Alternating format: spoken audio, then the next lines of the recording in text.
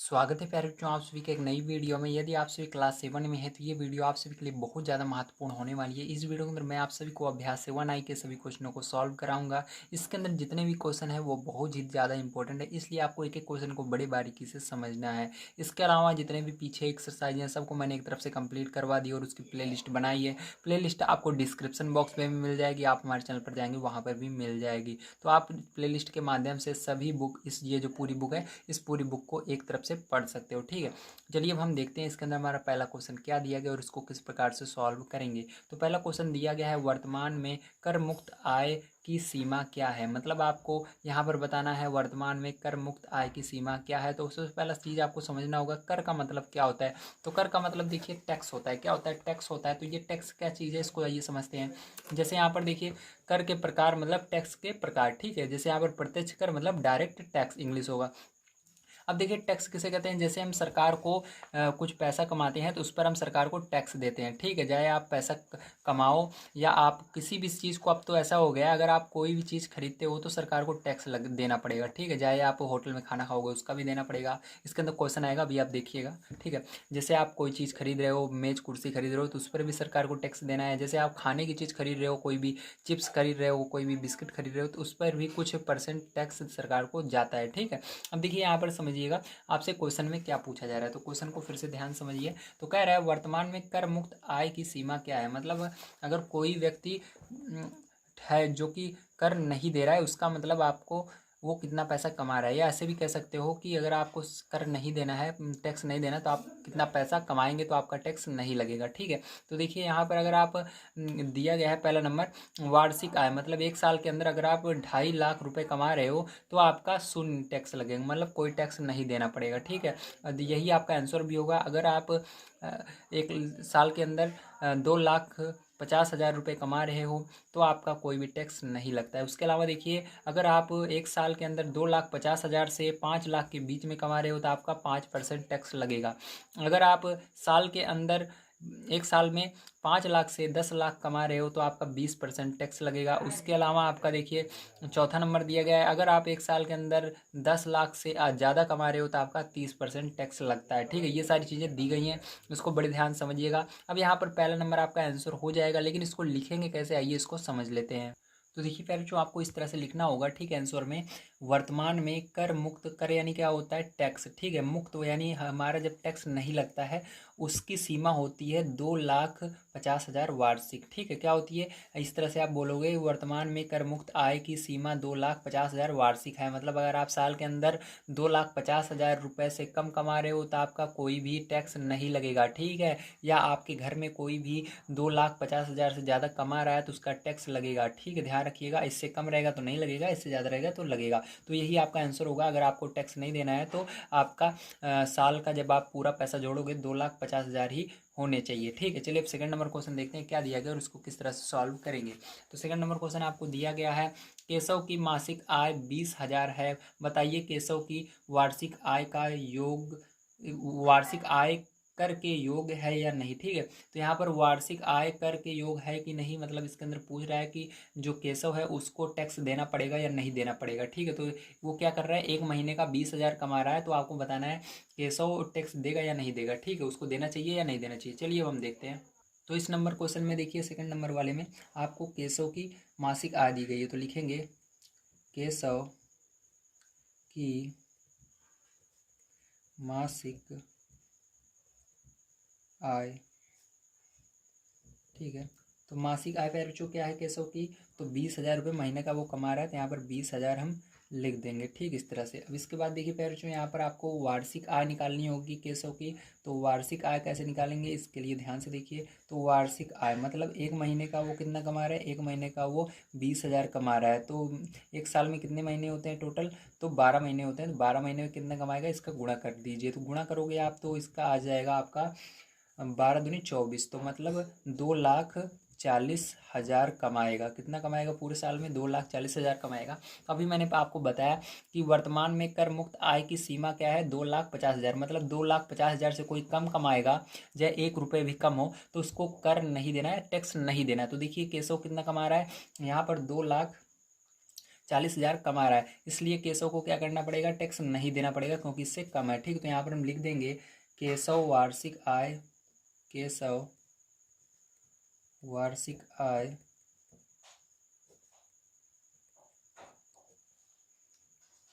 कर के योग्य नहीं है। ठीक है, इस तरह से आपको लिख देना, ये आपका आंसर हो जाएगा। चलिए अब थर्ड नंबर क्वेश्चन पे यहाँ पर देखते हैं क्या दिया गया और इसको किस प्रकार से सॉल्व करेंगे। तो थर्ड नंबर क्वेश्चन आपको दिया गया है, श्याम के पिता की वार्षिक आय 3,60,000 है, यदि रुपये 2,50,000 तक की आयकर मुक्त है तो 5% की दर से उसे कितना आयकर देना होगा। मतलब अगर उसके पिता 3,60,000 कमा रहे हैं तो वो 2,50,000 तो मैंने आपको बताया मुक्त है, तो 2,50,000 मुक्त करने के बाद उसको 5% की दर से कितना आय कर देना पड़ेगा, कितना टैक्स देना पड़ेगा, इसको बताना है। चलिए देखते हैं। तो देखिए उनकी वार्षिक आय जो है वो कितनी है, तो यहाँ पर वार्षिक आय जो है एक साल के अंदर वो कमा रहे हैं टोटल 3,60,000 कमा रहे हैं। ठीक है, एक साल के अंदर। अब देखिए ध्यान से, कर मुक्त कितना है, मतलब कोई कर नहीं लगेगा, तो कर मुक्त आय जो है वो मैंने आपको बताया ऊपर सबसे, कर मुक्त आय जो हमारी है वो दिया भी है आपकी बुक, इसके अंदर भी दिया गया और ऊपर भी आपको मैंने बताया। ठीक है, तो इस क्वेश्चन में भी दिया गया, वो है 2,50,000। ठीक, कितनी है, 2,50,000 है। अब देखिए इसके बाद अब यहाँ पर हम देखेंगे कर लगने योग्य आय। ठीक है, मतलब जिस पर कर लगेगा, तो क्या करेंगे इसके लिए 3,60,000 में से हम घटा देंगे इसको 2,50,000 को। ठीक है, तो 2,50,000 को क्या करो इसके अंदर से माइनस कर दो आप। ठीक, इस तरह से, तो ये रुपए में रहेगा, यहाँ पर माइनस करोगे तो आपका आ जाएगा यहाँ पर 1,00,000।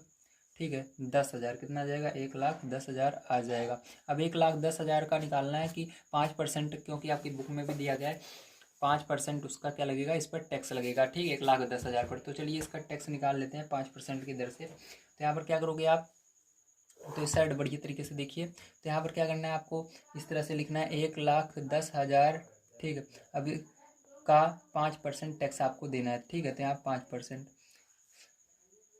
तो यहाँ पर टैक्स बराबर आप लिख सकते हो टैक्स या आय बराबर। ठीक, तो टैक्स बराबर मैंने लिख दिया है, टैक्स बराबर ये हो जाएगा। अब का मतलब होता है गुणा करना। ठीक, तो यहाँ पर क्या करेंगे, गुणा करेंगे इसका आपस में, तो 1,10,000 के अंदर गुणा करोगे 5% का, तो परसेंट क्या होता है, परसेंट हटाने के लिए बटे में 100 लिखना पड़ता है, 100 लिख देंगे, जीरो से ये जीरो कट जाएंगे दोनों, और यहाँ पर आपका 5 का गुणा हो जाएगा, 5 एकम 5 और 5 एकम 5, 2 जीरो देखो ऊपर बचे हुए दोनों को लगा देंगे। तो यहाँ पर कितना रुपया आया, यहाँ पर रुपये आया आपका 5,500। ठीक है, तो उसका कितना देना पड़ेगा, उनको 5,500 रुपये देना पड़ेगा। क्या देना पड़ेगा, टैक्स देना पड़ेगा, आय देना पड़ेगा। ठीक, आयकर देना पड़ेगा। टैक्स यानी आयकर भी बोल सकते हो, आय भी बोल सकते हो। ठीक है, तो ये उनका टैक्स हो जाएगा, तो यही आंसर भी हो जाएगा आपका। ठीक है, चलिए अब इसके बाद देखते हैं 4 नंबर क्वेश्चन क्या दिया गया और इसको किस प्रकार से सॉल्व करेंगे। तो देखिए फ्रेंड्स, जो आपका यहाँ पर 4 नंबर क्वेश्चन दिया गया है, जीएसटी से आप क्या समझते हैं। तो जीएसटी से आप क्या समझते हैं इसको बताना है। तो इसका उत्तर देखिए आपकी बुक में भी ये है इस साइड। ठीक है, आपको इसके सामने वाला जो पेज है इस पे आ जाना है। तो यहाँ पर देखिए जीएसटी का मतलब दिया गया है, इसको ध्यान से पढ़िए। तो दिया गया है जीएसटी वस्तु एवं सेवा का कर, मतलब इसका हिंदी क्या होगा, वस्तु एवं सेवा पर जो कर लगता है, जो टैक्स लगता है, उसी को जीएसटी कहते हैं। ठीक है, तो देखिए आपको पूरा ये लिख देना है यहाँ से लेकर के यहाँ तक। ठीक है, तो लिखोगे 1 जुलाई 2017 को पूर्ववर्ती अप्रत्यक्ष कर जैसे उत्पाद कर, ठीक है, सेवा कर जैसे होटल में खाने में, ठीक है, जैसे होटल में आप खाने जाते हो उसके लिए, बिजली बिल जैसे बिजली बिल जमा करते हो आदि में, तथा राज्यों द्वारा लगाए गए बिक्री कर, जैसे राज्य में कोई भी सामान बेच रहे हो उसके अंदर कर रहता है, को समाप्त करके, मतलब इस सबको समाप्त कर दिया गया। ठीक है, केंद्र सरकार द्वारा एक नए अप्रत्यक्ष कर जिसे जीएसटी यानी गुड्स एंड सर्विस टैक्स के नाम से जाना जाता है। तो इसी को क्या किया गया, जो पहले ये सारे अलग अलग कर लगाए जा रहे थे, होटल में खाने का लगाया जा रहा, बिजली का बिल का, और राज्य द्वारा बेचने पर कोई सामान उसका कर लगाया जा रहा था। ठीक है, तो उन सबको हटा करके क्या किया, केंद्र सरकार ने एक नया टैक्स लगा दिया जिसको हम जीएसटी कहते हैं। ठीक है, जिसकी फुल फॉर्म होती है गुड्स एंड सर्विस टैक्स। ठीक है, इस टैक्स, तो इसके अंदर क्या होता है, गुड्स यानी होता है आपके जो भी सामान होते हैं, ठीक है, खाने पीने की वस्तुएं होती हैं, सर्विस यानी कोई भी आप सेवाएं दे रहे हो उन सब के लिए, ठीक है, नाम से जाना जाता है। तो इसका शॉर्टकट फॉर्म हो गया जीएसटी, ठीक है। तो जिसी को जीएसटी बोलते हैं, लागू किया गया है, जिसकी दर विभिन्न वस्तुओं पर क्रमशः 5%, 12%, 18% तथा 28% है। मतलब जो चीज़ें जैसे रहेगी, ठीक, खाने वाली जो चीज़ें रहेंगी उस पर कम रहेगा, जो जितना महंगी चीज़ें रहेंगी उस पर ज़्यादा टैक्स रहता है। इस हिसाब से किया गया है। इन दरों को केंद्र सरकार समय समय पर पुनरीक्षित करती रहती है। मतलब ये जो केंद्र सरकार है ये क्या करती है, इनको कभी सुधारती है, कभी घटाती है, कभी बढ़ाती है, अपने हिसाब से बढ़ा सकती है, घटा सकती है, ठीक है। तो ये सब आपको लिख देना है जीएसटी में, ठीक है। तो यही आंसर हो जाएगा। चलिए इसके बाद आगे देखते हैं हमारा क्या दिया गया है। तो 5 नंबर क्वेश्चन दिया गया, एक जोड़ी सैंडल का मूल्य ₹1000 है। यदि उस पर 18% की दर से जीएसटी देना पड़ता है तो सैंडल खरीदने पर ग्राहक को कुल कितने रुपए देना पड़ेगा। तो इसको आपको बताना है। चलिए देखते हैं। तो देखिए 5 नंबर क्वेश्चन में आपका दिया गया है सैंडल का मूल्य, ठीक है। तो यहाँ पर लिखेंगे सैंडल का मूल्य। तो प्यारे जो सैंडल का मूल्य आपकी बुक में कितना दिया गया, ₹1000 दिया गया, तो यहाँ पर 1000 लिख देंगे, ठीक है। इसके बाद देखिए जीएसटी हमको निकालना है। तो जीएसटी निकालने का सिंपल सा फॉर्मूला होता है, पहले जो पैसा दिया गया है उसको लिखिए, उसके अंदर क्या करना है, गुणा कर देना है जितना परसेंट कह रहा है। तो कितना परसेंट कह रहा है, जीएसटी लग रहा है 18% का जीएसटी लग रहा है, तो इसके अंदर 18% का जीएसटी लगाएंगे। तो 18% से गुणा करेंगे, तो यहाँ पर परसेंट हटाने के लिए आपको 100 से भाग देना होगा इसके अंदर। तो यहाँ पर 18 भागे में क्या हो जाएगा, 100। जैसे ही 100 आप नीचे लिखोगे ये परसेंट हट जाएगा। और देखो यहाँ पर दोनों जीरो से ये दोनों जीरो कट जा रहे हैं। और पैर जो यहाँ पर देखो 10 का गुना 18 में करोगे तो 180 आ जाएगा। तो ये क्या आएगा, रुपए में आएगा 180। तो उसको कितने जीएसटी देने पड़ेंगे, 180 रुपये जीएसटी देने पड़ेंगे। लेकिन यहाँ पर हमसे पूछ रहा है कि ग्राहक को सैंडल जो खरीदेगा ग्राहक उसको कितने रुपए, तो ये वाला पैसा और जीएसटी वाला दोनों मिलाकर उसको देना पड़ेगा। तो हम लिखेंगे यहाँ पर नीचे, ग्राहक को रुपए देने पड़ेंगे, ठीक है। बराबर क्या हो जाएगा आपका, इसको 1000 रुपये को जोड़ लेना है आपको, प्लस रुपये 180 को जोड़ लेना है। तो इन दोनों को जब आप पैर से जोड़ेंगे तो आपका 1080 हो जाएगा। कितना हो जाएगा, 1080 हो जाएगा, ठीक है। समझ में आया। तो यही क्या हो जाएगा, यही आपका करेक्ट आंसर भी हो जाएगा। चलिए इसके बाद देखते हैं हम 6 नंबर क्वेश्चन पे जो क्या दिया गया और इसको किस प्रकार सॉल्व करेंगे। तो देखिए फिर जो 6 नंबर क्वेश्चन आपको दिया गया है, प्रतिभा एक मेज ₹24,000 में खरीदती है जिसमें 12% जीएसटी भी सम्मिलित है। मेज का अंकित मूल्य ज्ञात कीजिए। तो देखिए अंकित मूल्य ज्ञात करने के लिए आपको दूसरी प्रक्रिया होती है, जो कि मैंने पीछे जो भी जितने एक्सरसाइज है उसके अंदर सॉल्व कराई थी उसके अंदर मैंने बताया था, ठीक है। तो यहाँ पर ध्यान से देखिएगा, यहाँ पर क्या क्या चीज़ें दी गई सबसे पहले हम लिख लेते हैं। तो यहाँ पर देखिए आपको उसको लिखना नहीं है, सॉरी, इसके अंदर डायरेक्ट आपको मानना पड़ता है। तो इसके अंदर मानेंगे, माना मेज का अंकित मूल्य बराबर ₹100। हमेशा इसको 100 ही माना जाता है, ठीक है। जो अगर अंकित मूल्य आपको नहीं दिया गया है, निकालना है, तो हमेशा ₹100 ही माना जाता है, याद रखिएगा, ठीक है। तो इसको मानेंगे। उसके बाद देखिए जीएसटी आपको दिया गया है, इसके अंदर कितना लग रहा है, तो जीएसटी में हम लिख देंगे इसका, ठीक है। तो यहाँ पर जीएसटी आपका कितना लग रहा है, जीएसटी, तो जीएसटी बराबर जो आपका यहाँ पर लग रहा है बुक के अंदर अगर दिखाऊँ मैं आपको, तो देखिए जीएसटी आपका कितना लग रहा है, 12%। तो यहाँ पर बराबर 12% लिख देंगे, ठीक। कितना लिखेंगे, 12% लिख देंगे। अब ध्यान से देखिएगा आगे क्या करेंगे। अब इसके आगे आपको मेज का विक्रय मूल्य निकालना है, तो लिखेंगे मेज का विक्रय मूल्य, ठीक है। तो आप बोलोगे सर पहले से दिया गया, नहीं, वो हमको अलग से निकालना है। तो मेज का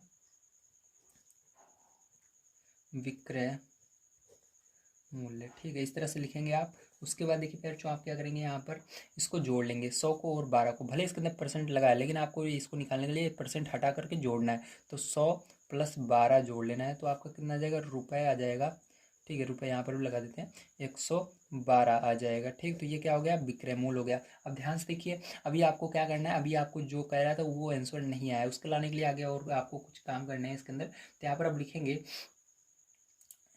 ठीक है, जब, ठीक है, क्या लिखेंगे, जब रुपये 112, ठीक है, जब रुपये 112 विक्रय मूल्य, क्या है ये, विक्रय मूल्य, विक्रय मूल्य है, ठीक है। तो अंकित मूल्य बराबर रुपये 1000। ठीक है, ये हो गया, समझ में आया आप सभी को, वेरी गुड। अब देखिए, सॉरी 1000 नहीं 100। अब देखिए इसके बाद फिर से इसी तरह से हम लिखेंगे, जब रुपए, अब यहाँ पर इस 112 की जगह हम मानेंगे 1 रुपये। ठीक है, 1 रुपये विक्रय मूल्य है तो अंकित मूल्य हमारा क्या हो जाएगा, तो ये बटे में चला जाता है। जब आप 1 मानोगे तो ये क्या हो जाएगा, जो 112 है इधर बटे में चला जाएगा 100 के नीचे। तो अंकित मूल्य बराबर क्या हो जाएगा, रुपये 100/112। ठीक है, अब देखिए यहाँ पर आगे, जब अब हमको क्या निकालना है, ये जो हमको बुक में दिया गया है विक्रय मूल्य देखिए दिया गया था, कितना दिया गया था 24,000। तो यहाँ पर 24,000 लिख देना है। जब रुपये 24,000 विक्रय मूल्य है तो अंकित मूल्य बराबर क्या हो जाएगा, रुपये आपका 100/112 गुणे, इसको इधर गुणा कर देना है। ठीक है, तो ये इधर ध्यान रखिएगा, ये बटे में नहीं जाएगा। जैसे यहाँ पर देखिए 12 था, वो बटे में इसलिए गया क्योंकि यहाँ पर हमने 1 माना है। लेकिन यहाँ पर देखिए हमने क्या किया, इधर 24, यहाँ पर आपका 24,000 है, तो 24,000 इधर रहेगा, 24,000 इधर भी आएगा, ध्यान रखिएगा गुणे में। ठीक है, तो ये आपका गुणे में इधर आएगा। अब देखिए यहाँ पर इसको सरल करोगे आप तो आपको कितना आ जाएगा, यहाँ पर रुपये आ जाएगा आपका रुपये। ठीक है, यहाँ पर रुपये 21,428.57। ठीक है, ये क्या आएगा, ये आपका आएगा अंकित मूल्य। ठीक है, तो ये अंकित मूल्य आएगा और यही हमसे पूछा जा रहा था, आंसर यही हो जाएगा। ठीक है आपका, तो समझ में आया आप सभी को, वेरी गुड। चलिए इसके बाद लास्ट क्वेश्चन देखते हैं क्या दिया गया और इसको किस तरह सॉल्व करेंगे। तो देखिए पैर जो 7 नंबर क्वेश्चन दिया गया है, विशाल ने अपने जन्मदिन पर अपने 20 मित्रों को होटल में भोजन पर आमंत्रित किया।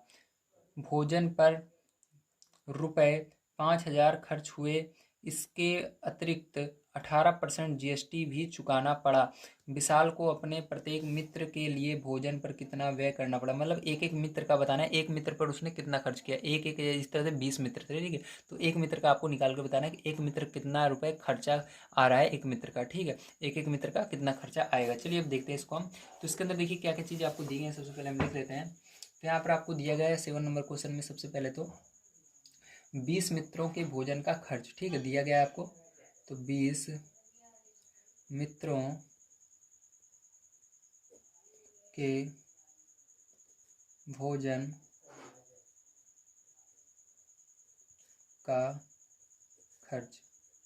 ठीक है, तो कितना दिया गया है बच्चों, तो ये आपको दिया गया है टोटल मिलाकर सबका। ठीक है, तो 5,000 दिया गया है। ठीक है, केवल ये खर्च दिया है, GST अभी इसके अंदर नहीं जुड़ा है, ये आपका केवल दिया गया भोजन का। ठीक है, अब यहाँ पर हम GST निकालेंगे, तो देखिए GST बराबर क्या हो जाएगा, आपको पता है जो हमको दिया रहता है पैसा, उसके अंदर क्या करते हैं हम गुणा कर देते हैं जितने परसेंट GST है। तो कितना परसेंट GST है, तो यहाँ पर GST देखिए 18% GST लग रहा है इस पर, तो 18 का इसके अंदर 18% का गुणा करेंगे, तो यहाँ पर 18%। ठीक है, अब देखिए यहाँ पर परसेंट हटाने के लिए पर हम क्या करेंगे, ध्यान से समझिएगा। तो यहाँ पर परसेंट हटाने के लिए आपको यहाँ पर 100 से भाग देना होगा इसके अंदर। तो यहाँ पर हो जाएगा ये 500 गुणे 18 और बटे में 100 हो जाएगा। 2 जीरो से ये 2 जीरो कट जाएंगे आपके पैरों। अब देखिए यहाँ पर क्या हो जाएगा, ये आपका 50 बचेगा, गुणा में 18 बचेगा, 18×5 90, तो कितना हो गया 90, और 1 जीरो इसके अंदर बच रहा है, ये हो गया। तो कितने रुपए खर्च हुए टोटल, यानी ये GST कितना है हमारा, GST अभी निकल कर आया है हमारा 900। ठीक है, लेकिन हमको GST नहीं बताना, हमको यहाँ पर बताना है टोटल कितने रुपए एक एक मित्र पर खर्च हो रहा है। तो हम क्या निकालेंगे, हम यहाँ पर सबसे पहले निकालेंगे कुल खर्च कितना आ रहा है हमारा। ठीक है, मतलब ये जो इसके मित्र हैं ये कुल कितना खर्च करेंगे सब मिला करके, तो लिखेंगे कुल खर्च।